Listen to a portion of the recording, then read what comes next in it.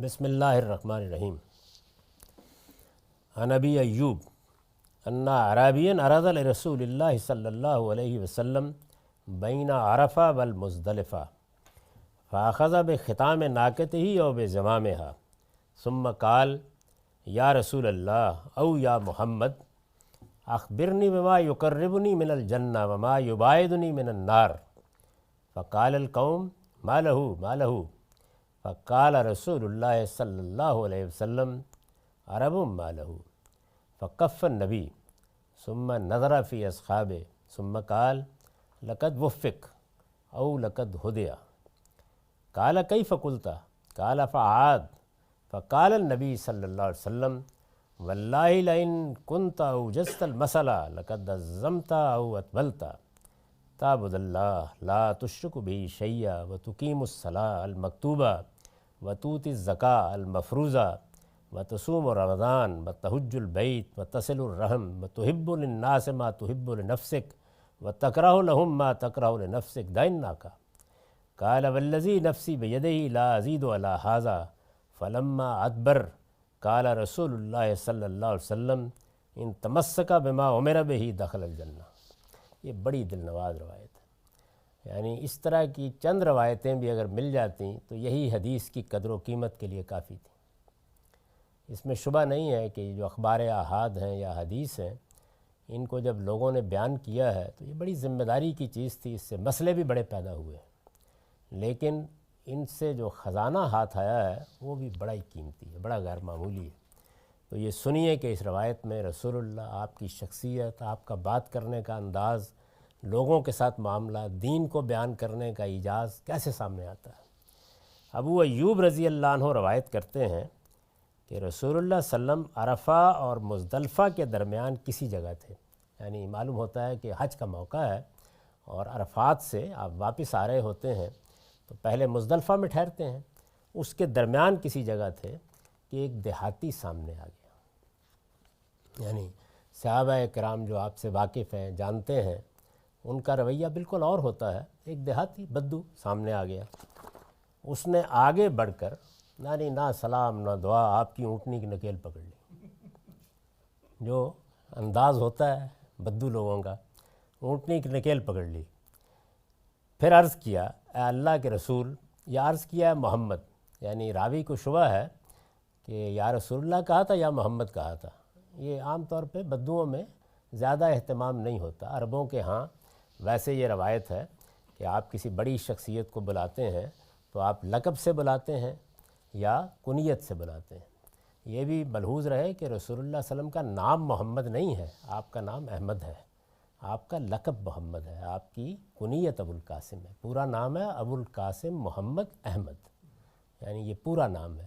یہی وجہ ہے کہ جب وہاں لوگ دیکھتے ہیں کہ قرآن مجید سورہ صف میں یہ کہتا ہے کہ سیدنا مسیح نے احمد کہہ کے آپ کا ذکر کیا تھا، تو وہی ہونا چاہیے تھا، اس لیے کہ نام لیا تھا انہوں نے، ماں کا رکھا ہوا نام، لقب نہیں بیان کیا تھا۔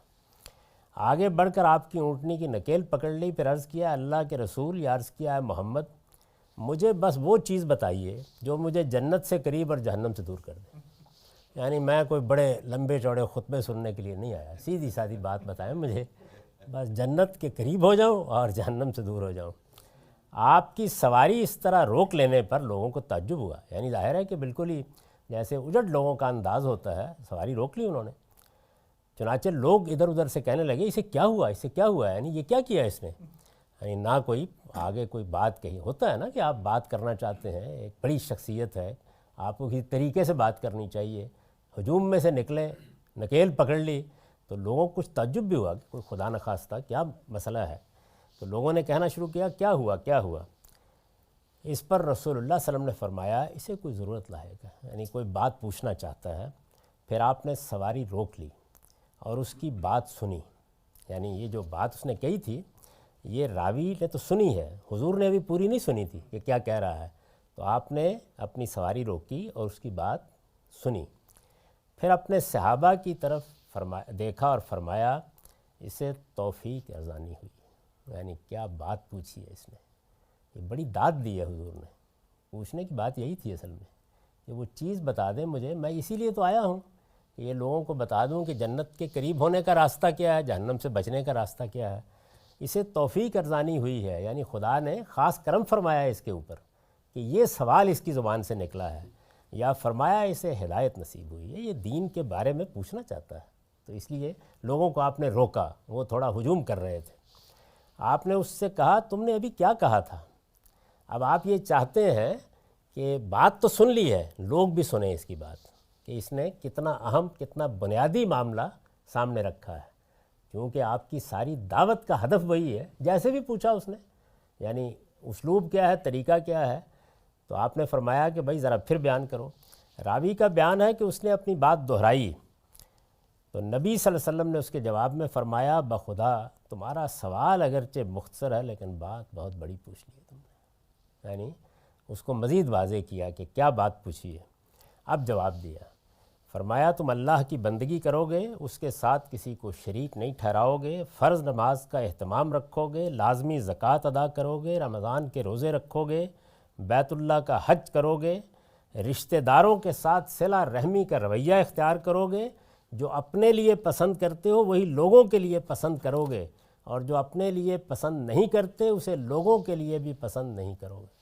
یہ ہے راستہ جنت کا، کوئی کمی رہ گئی باقی؟ یعنی ایسا مختصر، ایسا جامع دین کا وہ پہلو جو خدا سے متعلق ہے اور وہ جو انسانوں سے متعلق ہے۔ یعنی آپ یہ دیکھیے کہ اس میں کیا کیا چیزیں بیان کی ہیں، سب کی سب ان پر میں اپنے نوٹ آپ کو بتاؤں گا، تو اس کے بعد اندازہ ہوگا کہ کیا بات ہے، لیکن پہلے روایت کو آخر تک سن لیں۔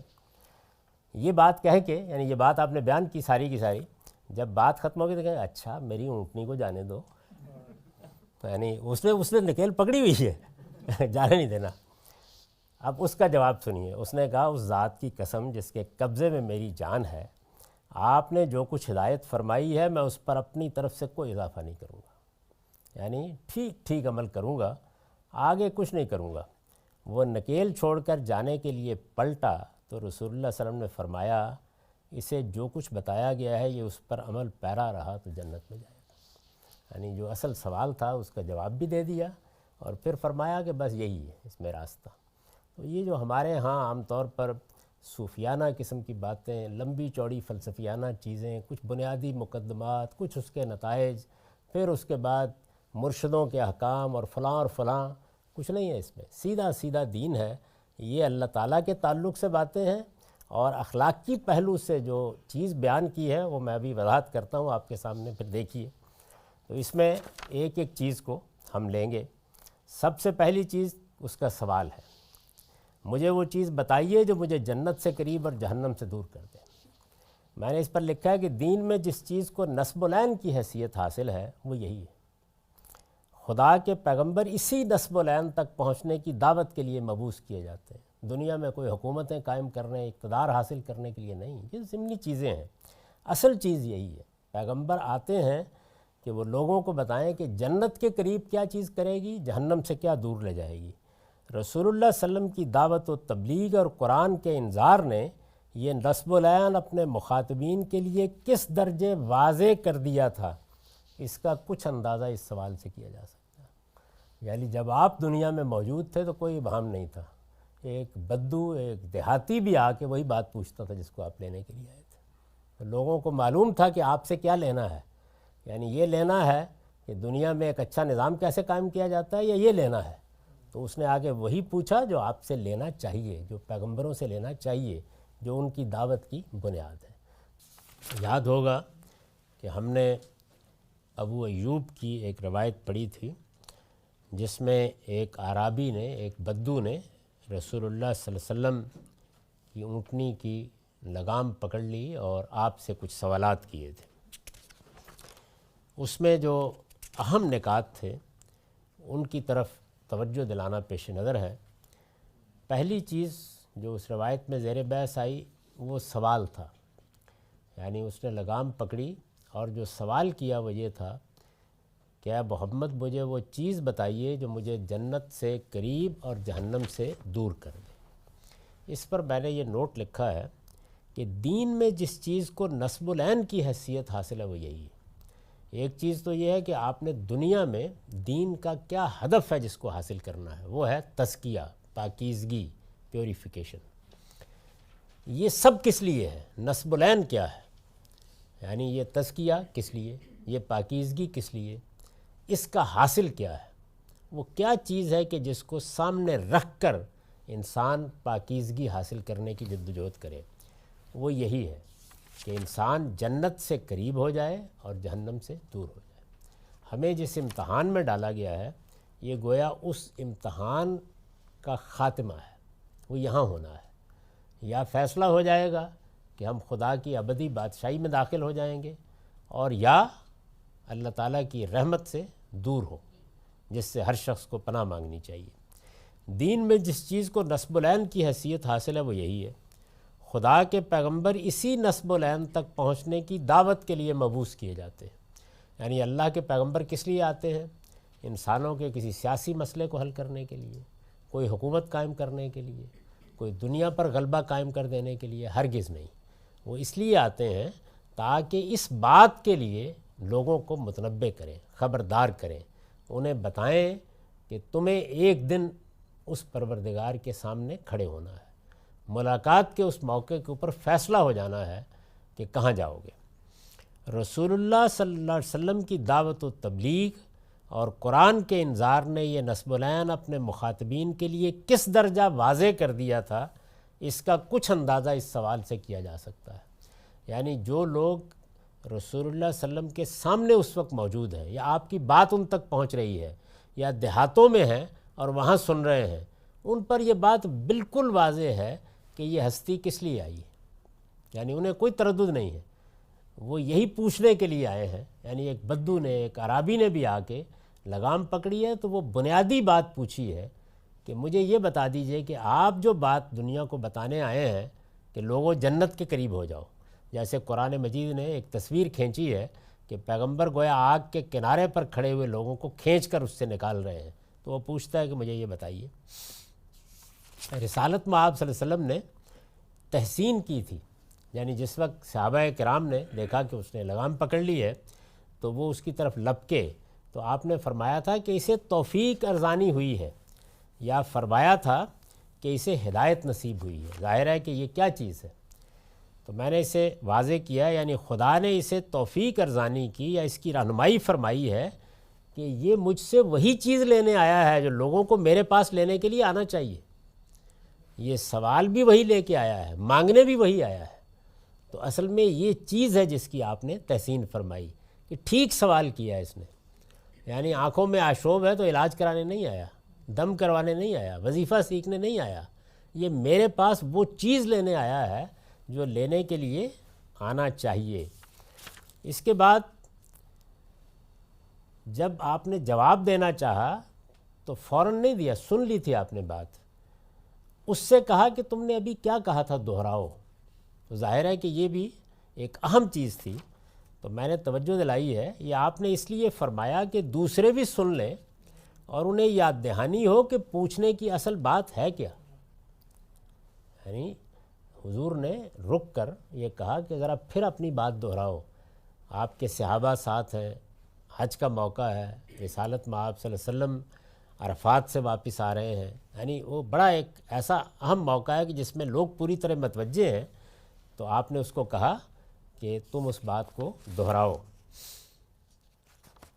اس کے بعد آپ نے وہ چیزیں بیان کی جو ہر آدمی جانتا ہے. یعنی نماز کا اہتمام رکھو گے، زکوٰۃ ادا کرو گے، رمضان کے روزے رکھو گے، بیت اللہ کے حج کرو گے، اور اس کے ساتھ فرمایا کہ رشتہ داروں کے ساتھ صلہ رحمی کا رویہ اختیار کرو گے. قرآن مجید کو اگر آپ دیکھیے تو اس نے جس جگہ بنیادی چیزیں بیان کی ہیں خیر و شر کی، تو کیا کہا ہے؟ ان اللہ یامر بالعدل والاحسان و ایتاء ذی القربیٰ. یعنی اللہ تمہیں انصاف کرنے کی ہدایت کرتا ہے، احسان کا رویہ اختیار کرنے کی ہدایت کرتا ہے، اور رشتہ داروں کا حق ادا کرنے کی. یعنی جو اللہ نے تمہیں دیا ہے، جو نعمتیں تمہارے پاس ہیں، وہ ان تک پہنچاؤ. یعنی ان کا حق پہچانو گے اور ان کے ساتھ حسن سلوک کرو گے. یہ گویا دین کی بنیادی باتوں میں سے ایک بات ہے جس کا حضور نے خاص طور پر ذکر کیا جب اس نے مختصر بات پوچھی ہے. اس کے بعد اخلاقیات کا اصول آپ نے بیان فرمایا، وہ کیا تھا؟ وہی لوگوں کے لیے پسند کرو گے، اور جو اپنے لیے پسند نہیں کرتے اسے لوگوں کے لیے بھی پسند نہیں کرو گے، یعنی جو پسند کرتے ہو اپنے لیے وہی لوگوں کے لیے پسند کرو گے، جو اپنے لیے پسند نہیں کرتے لوگوں کے لیے بھی پسند نہیں کرو گے۔ میں نے لکھا ہے یہ جامع ترین تعبیر ہے جس نے تمام اخلاقیات کا احاطہ کر لیا ہے، یعنی اگر آپ نے اخلاقیات کو بیان کرنا ہے تو یہ ایک جملہ کافی ہے۔ انسان کی فطرت میں برائی اور بلائی کا جو شعور ودیت کیا گیا ہے، ہم کہتے ہیں نا کہ فَالْهَمَهَا فُجُورَهَا وَتَقْوَاهَا، انسان کے اندر یہ شعور موجود ہے، یہ اس کا ظہور ہے۔ اس کی بنیاد پر اگر ہم چاہیں تو ان سب اوامر اور نواہی کی فہرست خود مرتب کر سکتے ہیں جس باب میں بیان ہوئے، یعنی آپ اپنے آپ سے پوچھئے آپ اپنے ساتھ کیا سلوک پسند کرتے ہیں، اور آپ اپنے آپ سے پوچھئے آپ اپنے ساتھ کیا پسند نہیں کرتے۔ تو جو آپ پسند نہیں کرتے وہ نواہی کی فہرست ہے، اور جو آپ پسند کرتے ہیں وہ اوامر کی فہرست ہے۔ تو گویا دین کے تمام احکام، دین کے احکام کے لیے تعبیر کیا؟ اوامر اور نواہی، کچھ چیزوں کا حکم دیا گیا ہے، کچھ سے روکا گیا ہے۔ تو جن چیزوں کا حکم دیا گیا ہے وہ کون سی چیزیں ہیں؟ وہ یہی چیزیں جو ہم اپنے لیے پسند کرتے ہیں، اور یہ گویا معیار ہے۔ اللہ تعالیٰ نے بتا دیا ہے کہ تم بڑی بحثیں کر سکتے ہو، لیکن جس وقت تمہارے ساتھ کوئی برائی ہوتی ہے تو سب فلسفے ختم ہو جاتے ہیں۔ کبھی یہ نہیں چاہو گے کہ تمہارے گھر میں کوئی چوری کر لے، تمہیں کوئی ملاوٹ کر کے دے دے، تو تمہارے اندر وہ ترازو اللہ نے رکھی ہے۔ اس کے بعد آپ نے فرمایا کہ بات ہو گئی، اچھا اب میری اونٹنی کو جانے دو، یعنی بہت محبت، بہت شفقت کے ساتھ۔ میں نے لکھا ہے یہ غایت درجہ محبت کا اسلوب ہے، اور نبی صلی اللہ علیہ وسلم کی کریم النفسی پر دلالت کرتا ہے، یعنی نہ آپ نے اس کے لگام پکڑنے پر برا مانا، نہ صحابہ کرام قریب ہوئے تو ان کو اس کو جھڑکنے دیا، بہت محبت، بہت شفقت کے ساتھ اس کی بات بھی سمجھی، اس کا جواب بھی دیا، اور پھر اسی محبت کے ساتھ یہ کہا کہ بھائی اب میری اونٹنی چھوڑ دو، میں نے تمہاری بات کا جواب دے دیا۔ اور آخر میں یہ کہا ہے کہ جس وقت یہ ساری بات ہو گئی تو اس شخص نے اللہ کا شکر ادا کیا اور یہ کہا کہ میں اس پر کوئی اضافہ نہیں کروں گا۔ نکیل چھوڑ کر جانے کے لیے پلٹا تو رسول اللہ صلی اللہ علیہ وسلم نے فرمایا اسے جو کچھ بتایا گیا ہے یہ اس پر عمل پیرا رہا تو جنت میں جائے گا۔ یہ توحید و رسالت پر ایمان کے تقاضے ہیں جنہیں نبی صلی اللہ علیہ وسلم نے تفصیل کے ساتھ بیان کر دیا ہے۔ اس سے واضح ہے کہ جنت میں داخل ہونے کے لیے ایمان کے ساتھ عمل بھی ضروری ہے، الا یہ کہ کسی شخص کو اللہ اس کے کسی خیر کے پیش نظر معاف فرما دے، جیسا کہ قرآن کی بعض آیتوں اور اوپر کی روایتوں سے متبادر ہوتا ہے۔ اس باب میں ہم نے یہ روایتیں پڑھی ہیں کہ جس نے توحید کو مان لیا، جس نے یہ اقرار کر لیا کہ اللہ کے سوا کوئی الہ نہیں، اس کے لیے جنت کی ضمانت ہے۔ اس روایت نے واضح کر دیا کہ وہ نتیجے کا بیان ہے، یعنی جب بندہ اللہ کی توحید پر سچا ایمان رکھے گا تو لازماً اس راستے پر چلے گا، اگر کہیں غلطی کرے گا تو پلٹے گا، اور اگر کہیں گناہ کا ارتکاب کر بیٹھے گا تو ندامت کے ساتھ توبہ کرے گا۔ تو یہ تعلیم ہے گویا جو پوری کی پوری ہمارے سامنے اس روایت میں آ گئی ہے۔ اقول قولی ھذا واستغفر اللہ لی ولکم ولسائر المسلمین۔